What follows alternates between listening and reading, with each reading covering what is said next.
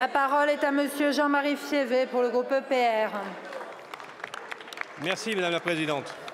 Ma question s'adresse à Madame la Ministre déléguée chargée du commerce, de l'artisanat, des petites et moyennes entreprises et de l'économie sociale et solidaire. Plus qu'une question que je vais vous poser, Madame la Ministre, je souhaite vous alerter sur une situation inquiétante qui concerne de nombreux artisans de notre pays, nos artisans boulangers. Acteurs essentiels de nos villes et de nos villages, qui contribuent au rayonnement de la France et de notre culture culinaire à travers le monde, nos boulangers de proximité traversent une crise profonde. Un sondage mené dernièrement par deux d'entre eux, dont l'un est installé dans les nord des Deux-Sèvres, a recueilli en 48 heures près de 33 200 réponses qui mettent en évidence une situation alarmante. Explosion des coûts des matières premières, de l'énergie et des charges, rentabilité en chute libre et difficultés de recrutement, transmission entreprise compromise.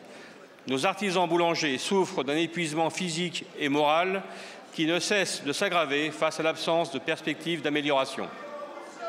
À ces multiples difficultés s'ajoute en plus une concurrence de plus en plus déséquilibrée.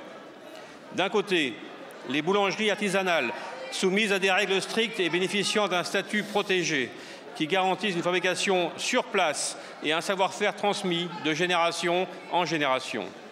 De l'autre, les chaînes industrielles et les terminaux de cuisson qui bénéficient d'économies d'échelle, de coûts réduits et d'une législation plus souple, leur permettant de proposer des produits d'une qualité généralement inférieure à des prix très compétitifs, fragilisant in fine nos artisans de proximité. Madame la Ministre, il ne s'agit évidemment pas d'opposer ces différents modèles, mais face à ce constat de détresse, nos artisans, alors que des boulangers artisanales ferment les unes après les autres, quelles mesures le gouvernement envisage-t-il pour rétablir une concurrence plus équitable, mieux soutenir nos artisans et préserver ce pilier de notre gastronomie française? Je vous remercie. Merci beaucoup, Monsieur le député. La parole est à Monsieur Éric Lombard, ministre de l'Économie et des Finances. Merci, Madame la Présidente. Allez, s'il vous plaît. Mesdames et Messieurs les députés, Monsieur le député Jean-Marie Fievé, je demande que l'Assemblée nationale me rejoigne dans un hommage à nos artisans boulangers. Merci pour eux.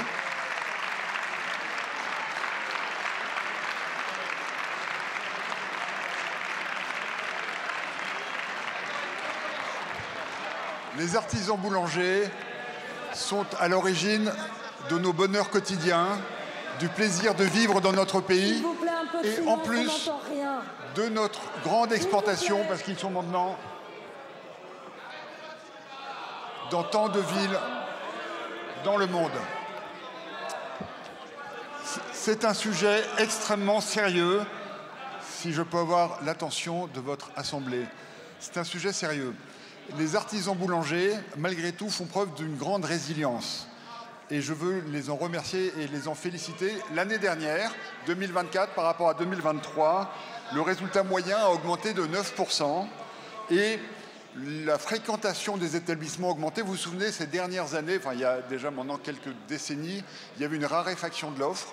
Et cette profession s'est transformée, la qualité de l'offre avec des pains de spécialité, avec plus de pâtisserie. Et donc c'est ça qui a permis le renouveau de cette profession. Malgré tout, effectivement, vous avez raison, monsieur le député, elle est frappée, cette profession, par des difficultés liées notamment au prix de l'énergie. Et le bouclier tarifaire s'applique. Et puis la question des transmissions, qui est si importante, fera l'objet d'un rapport du Conseil national du commerce, dont nous prendrons évidemment les recommandations.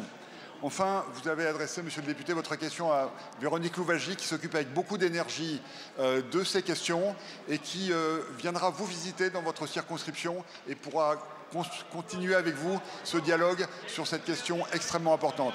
Je vous remercie. Merci beaucoup, monsieur le ministre. La parole est à présent à monsieur Paul Vannier.